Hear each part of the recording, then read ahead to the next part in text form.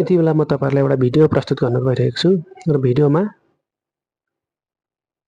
यो हाम्रो मिरमिरे टावर कन्याममा रहेको मिरमिरे टावरको अवस्था तपाईहरुले यहाँ देख्न सक्नुहुन्छ। 2060 सालमा तत्कालीन कन्याम गाविस वार्ड नम्बर 7 अम्बीमा रहेको मिरमिरे बिहानी क्लबको अग्रसत्तामा निर्मित यस मिरमिरे टावर जहाँबाट नेपाल तथा भारतका सुन्दर दृश्यहरू अवलोकन गर्न साथै तराईका समथर भूभागहरूको हरियाली फाँटहरूको चाहिँ दृश्य अवलोकन गर्न सकिने गर्थ्यो।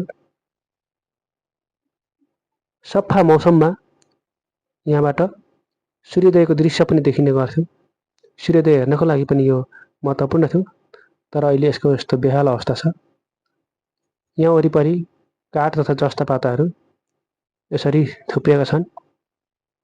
यहाँ बेन्चहरू थियो बस्नको लागि, या बीचमा झोला राख्ने ठाउँ थियो, त्यसको केही नामो निशाना छैन। उचित संरक्षण सम्वर्धनको अभावमा, स्याहार सुसारको अभावमा अहिले यो यसरी सडेर गएको अवस्था छ। आजभन्दा 22 वर्ष अगाडि निर्मित यो संरचना यस्तो हालतमा पुग्नु पक्कै पनि तपाईँ हाम्रो लागि दुःखलाग्दो विषय हो। आन्तरिक तथा बाह्य पर्यटक प्रबन्धन गर्नको लागि यसले पनि केही न केही भूमिका निर्वाह गर्न सक्थ्यो,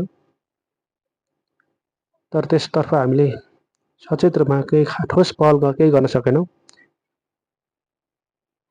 तत्कालीन वडाध्यक्ष आदरणीय गुरु लेखनाथ खड्का सरसँग मैले यसको संरक्षण सम्वर्धनमा चासो राख्दै एउटा समाचार पनि तयार पारेको थिएँ केही वर्ष अगाडि।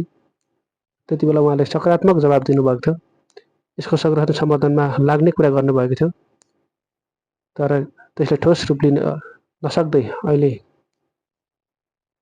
यसको हालत यस्तो रहेको छ।